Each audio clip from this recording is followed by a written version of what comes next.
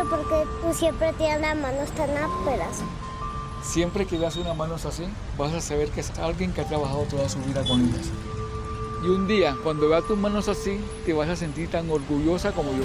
Las tierras vuelven a quienes las han trabajado con sus manos. Por eso el gobierno del cambio las está entregando y formalizando, avanzando en la reforma agraria. Así cultivamos a Colombia como la potencia mundial de la vida.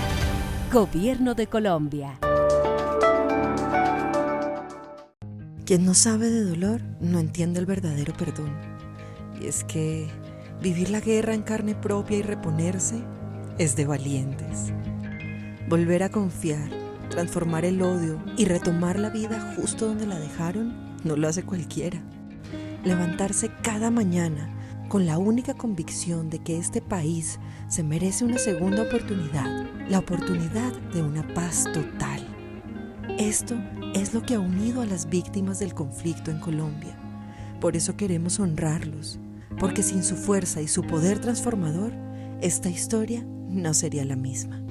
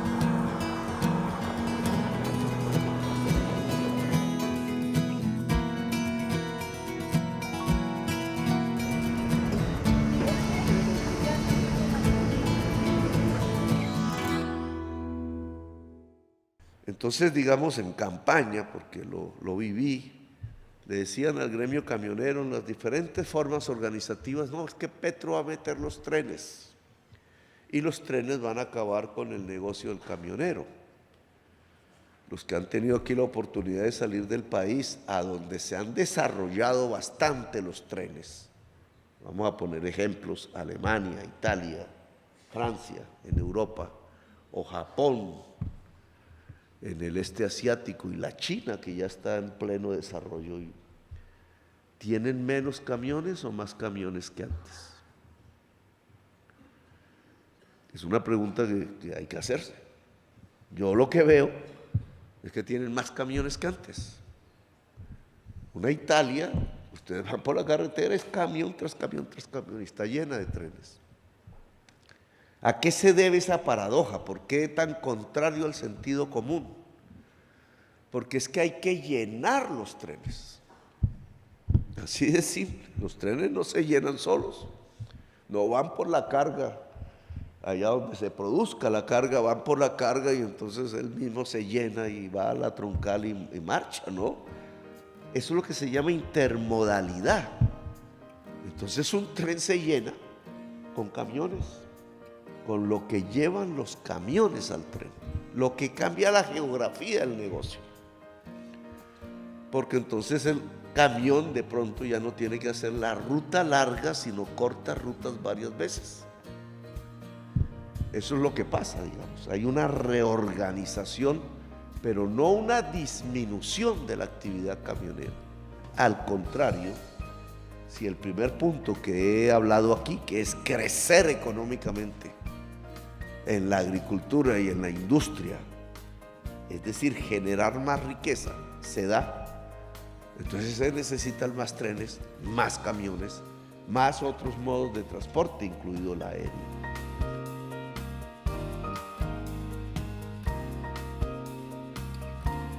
Históricamente, venimos de una inversión que ha privilegiado, por una decisión de Plan Maestro de Transporte Intermodal, los componentes carreteros. Y en esa misma línea, los componentes férreos y fluviales han estado como a la saga, con menores inversiones y de alguna manera han castigado unos modos que en su origen permitieron que el país se conectara. Nuestro país realmente fue, llamémoslo así, descubierto por los ríos. Posteriormente los caminos abrieron, digamos, la brecha a pequeños poblados y obviamente nuestros capitales principales, pero desde 1860, 1880 empezó la gesta férrea en el país. Ya en 1920 teníamos alrededor de 1.800 kilómetros de red férrea en operación. Llegamos a tener en su momento alrededor de 3.600, 3.700 kilómetros. Hoy en día tenemos esa misma red férrea, pero en operación, si hacemos el balance duro y crudo, solamente tenemos 1.000 kilómetros, ¿sí? Y 660 que están aproximadamente en el corredor férreo del Pacífico sin utilización. De esos dos corredores que tenemos hoy en día en operación, Dorada-Santa Marta y Bogotá-Belencito y Bogotá-Zipaquirá, movemos carga y pasajeros. Y parte de la apuesta de este gobierno, que además la tiene el señor presidente de cuando era alcalde en Bogotá, es fortalecer los modos más eficientes, los modos de menores emisiones. Y en esa línea, componentes como los trenes, la operación fluvial, todos los componentes portuarios son una oportunidad para que por un lado nos alineemos con las premisas de cambio climático y transición energética y mejoremos la eficiencia de nuestro sistema de transporte, que se promueve intermodal, pero hasta el momento es multimodal. Tenemos muchos modos, pero no están adecuadamente integrados. Para que esa intermodalidad sea posible, nos toca, además de tener los trenes, integrar unas áreas logísticas y unos elementos que estamos desarrollando también desde la ANE. Tenemos en el corredor Ferro Central un tramo que está entre Chiriguaná y Santa Marta, que es el tramo que desde el punto de vista de eficiencia ha tenido los mayores volúmenes de carga en el modelo concesionado. Eso es una operación que tiene Fenoco, que en su momento llegó a tener 50 millones de toneladas al año. Es prácticamente un corredor de 225 kilómetros que tiene una doble línea. La segunda línea está en este momento al 95-98% de su construcción, pero que tuvo una actualización tecnológica y está operando hoy en día con un sistema de regulación electrónica, regulación con sistemas de monitoreo remoto que se denomina ATCS, ¿sí? Este sistema permite aumentar la capacidad prácticamente a 100 millones de toneladas por año. Hoy en día está moviendo del orden de 30 millones de toneladas, ¿sí? Incluyendo carbón y otros componentes en graneles, y relativamente es el corredor más maduro y con mayores niveles de eficiencia que tenemos. El otro corredor es el corredor entre Chiriguaná y La Dorada, corredor mucho más al sur, que tiene un esquema de operación diferente, no es un modelo concesionado, está operando bajo el esquema de mantenimiento de operación. Ahí tenemos una operación de volúmenes de carga en menor intensidad, una operación que tiene también una limitación de capacidad, justamente por la trocha que manejamos, y que tiene también unos componentes sociales que desafortunadamente en los esquemas que tenemos no hemos logrado integrar adecuadamente para que comunidades que no tienen posibilidades diferentes al tren puedan usarlos de mejor forma. Entonces tenemos ahí una operación informal que no es la mejor, pero tenemos un corredor que relativamente opera en esos 550 kilómetros, más los 220, y estamos ajustando alrededor de 800 kilómetros.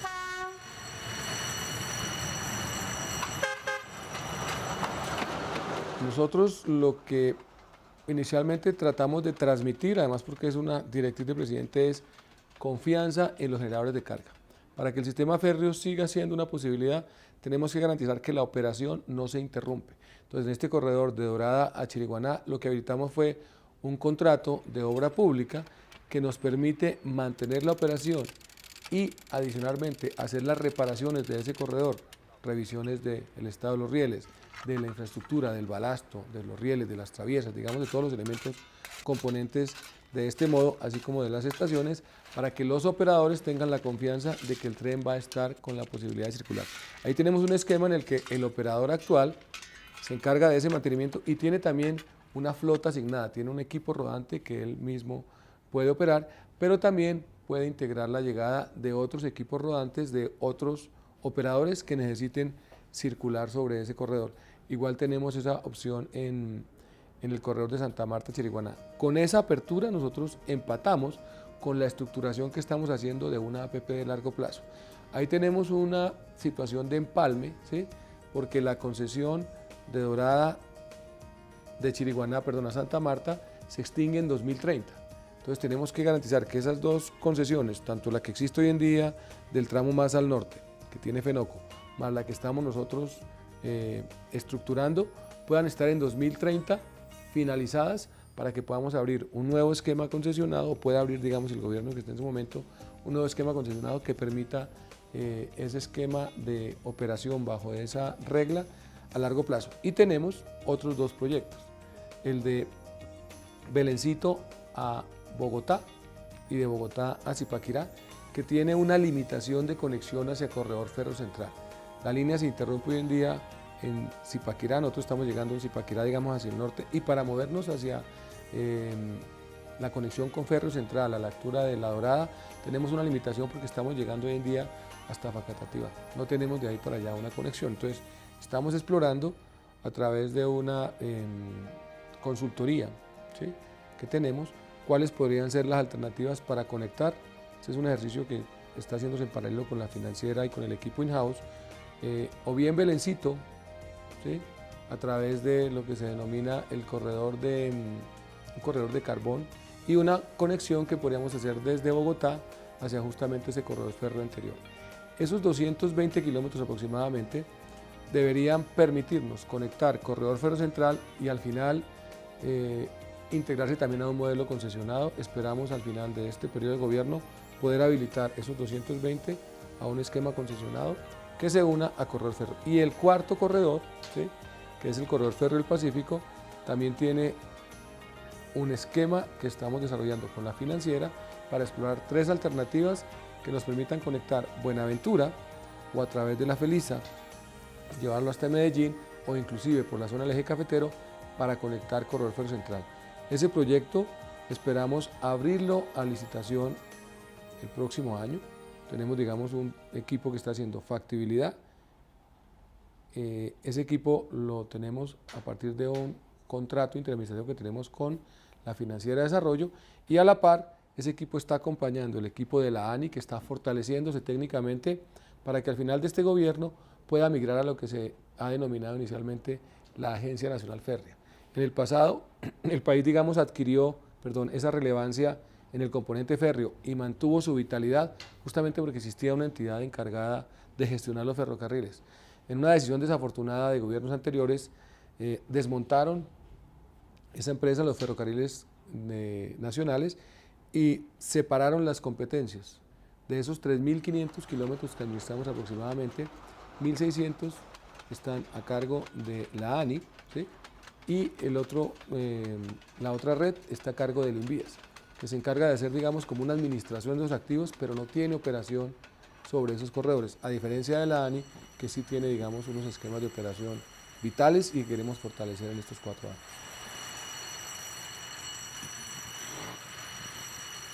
Ahí hay, digamos, dos formas de conectar. Hoy en día lo podemos hacer a través de la red férrea existente, que nos posibilita una operación muy rápida, mantener una conectividad entre Buenaventura, Corredor Ferro Central y Santa Marta, y de ahí hacia los puertos de Barranquilla y Cartagena. Nosotros estamos hoy en día llegando hasta Santa Marta, y el corredor que ha planteado el presidente también lo estamos explorando como una alternativa que se podría financiar con comercio internacional. Este mismo equipo de la ANI está revisando esos perfiles de proyecto, porque ese es un proyecto que tiene una maduración un poco más tardía por lo siguiente. Es un corredor completamente nuevo en el cual tenemos que explorar desde prefactibilidad unas opciones, identificar cuáles son los retos ambientales, los retos sociales, los retos constructivos, y a partir del potencial de carga que pueda desviar de la operación que se ha planteado en el corredor del Canal de Panamá, mirar qué potencial de esa carga podría estar utilizando ese corredor férreo como alternativa. Allí tenemos varias evaluaciones que estamos haciendo. El equipo justamente está revisando si la mejor forma de conexión es un tramo muy corto a la altura de la zona del Darién. Hay unas limitaciones ambientales complejas, es la zona de mayor pluviosidad del planeta, o eventualmente conectar con algunos tramos del corredor férreo central y llevarlo a la zona de Puerto de Antioquia, lo que es el Golfo de Urabá. Ese proceso debe primero cerrar, digamos, las restricciones ambientales y sociales, mirar el potencial de traslado de carga y los ahorros que son los que posibilitan que eso sea una alternativa para ese paso por el Canal de Panamá. Los gobiernos en el pasado dijeron carreteras por concesión. Aquí tendríamos que hablar de troncales por concesión. Y la única manera de que una concesionaria pueda ser próspera en una troncal de tren de Colombia, cuando la mayor parte de su producción va es por tubo y va es por un tren privado del Cerrejón de corta distancia, ahí es donde va la mayor parte de nuestra producción exportable. La única manera para que eso sea rentable es que nosotros nos cojamos un pedazo del comercio en contenedores mundial que va pasando frente a nosotros por el mar vía Canal de Panamá y lo traigamos a territorio colombiano y transcurra por el territorio colombiano hacia el mar Caribe haciendo un bypass del Canal de Panamá. Es decir, no es ni siquiera con nuestra carga, es con la carga mundial que podríamos. Carga mundial que hoy por hoy pues nadie de ustedes transporta porque va pasando por mar por el Canal de Panamá. Si la traemos, como está congestionado el canal y los barcos cada vez son más grandes, pues no es que solucionemos el problema del canal, pero solucionamos el que podamos financiar una troncal de trenes en el territorio colombiano, que tendrían que tener una direccionalidad, Océano Pacífico, Océano Atlántico, por donde lo miren, porque si no, no funciona. Una red de estas no se hace en 4 años. Si acaso podemos hacer la primera. Hacer no, sino empezar la primera, que es Buenaventura, Turbo, que es por el Chocó, sin pasar montañas. Ahí no pasa ninguna carretera.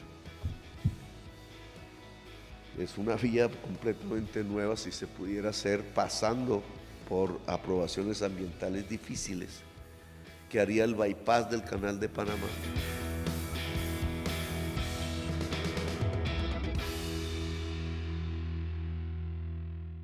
Tenemos evidencia de que efectivamente la operación que se presenta hoy en día para los grandes buques portacontenedores está generando unas demoras en tiempos de espera para poder cruzar la zona del canal, y obviamente el comercio internacional tiene una vitalidad que hace que ese stock parqueado allí genere pérdida de ingresos, además obviamente del tiempo de tripulaciones, etcétera. Entonces esta alternativa la estamos explorando junto con lo que hemos denominado la visión 2050, y es lograr que a 2050 tengamos un portafolio de proyectos férreos del orden de 5.040 kilómetros que incorpore también los proyectos férreos que estamos desarrollando en las principales ciudades. Tenemos hoy en día proyectos de metro en Bogotá, primera, segunda y tercera línea, que están allí en evaluación. Tenemos también corredores con Regiotram de Occidente, Regiotram del Norte.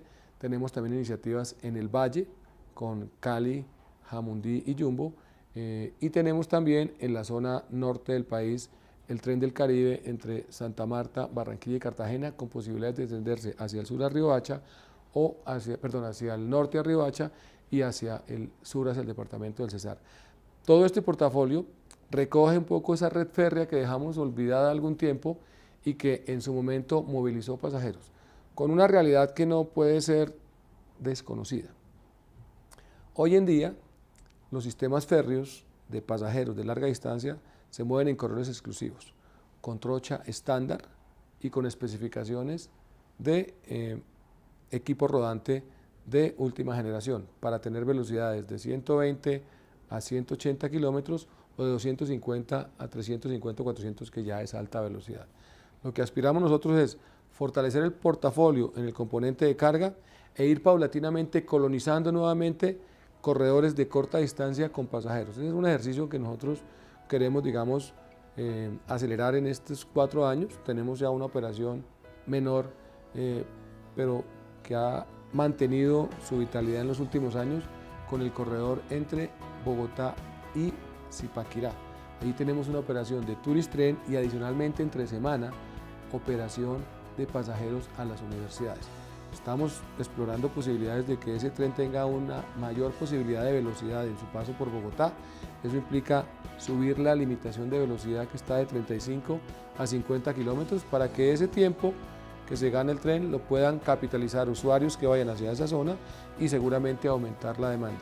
Y en esa misma línea, que proyectos ya que van con trocha estándar, como el que se está planteando entre Santa Marta, Barranquilla y Cartagena, y el mismo Regiotram de Cali, Jamundí y Jumbo, puedan concretarse como proyectos ya de Regiotrams de alta capacidad, como el que también se está presentando en Bogotá.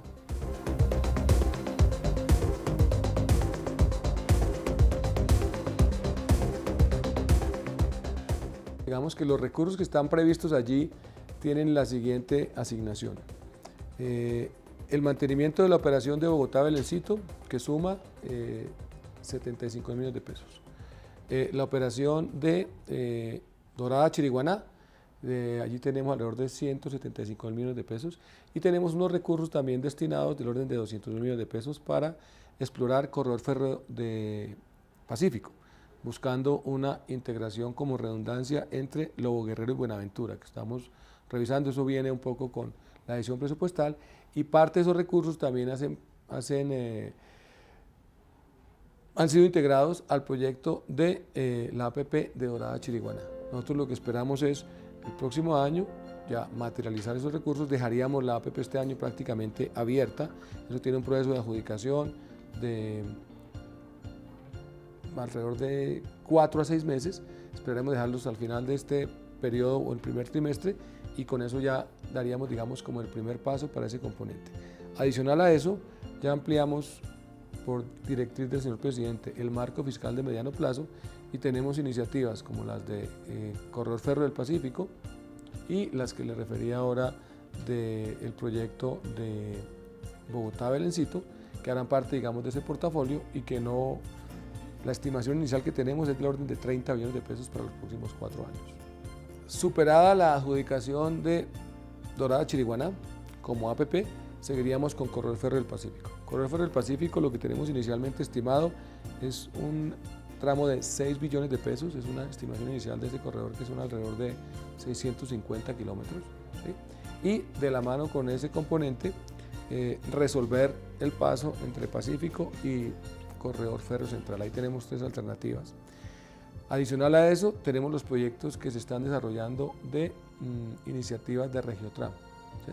En la medida que los entes territoriales avancen con sus cierres financieros, el gobierno va a apoyar la inversión de recursos en el componente 70-30 para corredores como el de Cali, ¿sí? El tren de cercanías de Cali, lo que es el tren del Caribe y otras iniciativas que nos han planteado los áreas regionales, las áreas metropolitanas están considerando desarrollar. Allí se desató ya el tema de Tren del Río en Medellín. El Valle de Aburrá tiene allí un proyecto maduro y estructurado que debería estar empezando. Y tenemos también la opción de poder desarrollar la licitación para integrarlo a la concesión del proyecto Bogotá Corredor Férreo Central, ¿sí? Esa conexión, digamos, que nos permite sumar 220 kilómetros a la zona de conexión con, o puede ser Dorada, o Puerto Wilches, o Barranca Bermeja. Eso de alguna manera nos permitiría integrar el centro del país con el norte a partir de Corredor Férreo Central y con Corredor Férreo del Pacífico hacia Buenaventura. En simultáneo, y depende un poco del nivel de maduración y de posibles iniciativas privadas, esos 5.040 kilómetros que estamos revisando en perfil de proyecto, la intención es habilitarlos para que firmas interesadas en desarrollarlos de manera autónoma por IPs o por APPs los puedan, digamos, sacar adelante. El caso, por ejemplo, de la conexión de Bogotá, de Buenaventura hacia la costa atlántica, el famoso corredor Atlántico-Pacífico, que puede ser una opción bajo esquemas de iniciativa privada porque su fuente de recursos podría ser el ahorro de tiempos de viaje para esa mercancía en el paso por el Canal de Panamá. Todo el portafolio de intermodalidad le permite a Colombia disminuir sus costos logísticos que actualmente están del orden del 13.2% a casi el 9%, es decir, menos de un dígito, que es un indicador saludable y que como buena práctica es el promedio que está moviendo hoy en día los países de la OCDE. Todo ese componente logístico implica que cada una de las toneladas o de los contenedores que movemos por el país tiene un costo del 12% en ese transporte. Y eso en principio es un menor costo para el transporte de los bienes que producimos, lo que permite que sean más competitivos a nivel internacional, y para los productos que importamos, que hace más barato el consumo que hacemos en el local.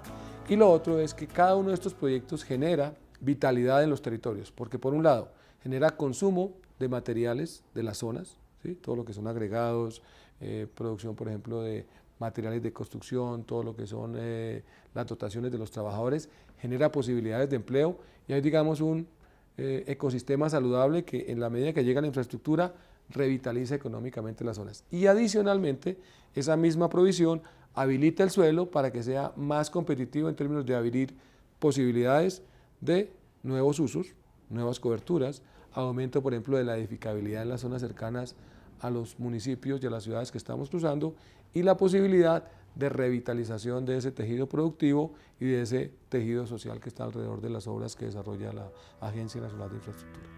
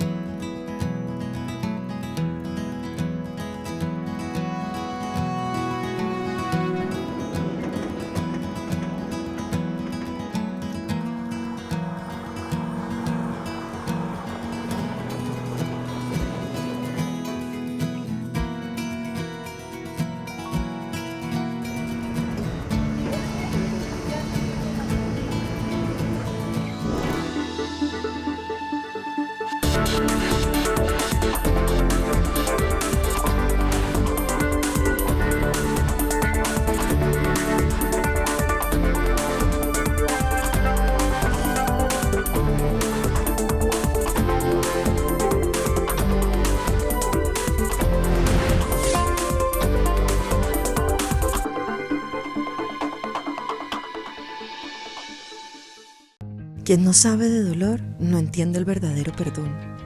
Y es que vivir la guerra en carne propia y reponerse es de valientes. Volver a confiar, transformar el odio y retomar la vida justo donde la dejaron no lo hace cualquiera. Levantarse cada mañana con la única convicción de que este país se merece una segunda oportunidad, la oportunidad de una paz total. Esto es lo que ha unido a las víctimas del conflicto en Colombia. Por eso queremos honrarlos, porque sin su fuerza y su poder transformador, esta historia no sería la misma.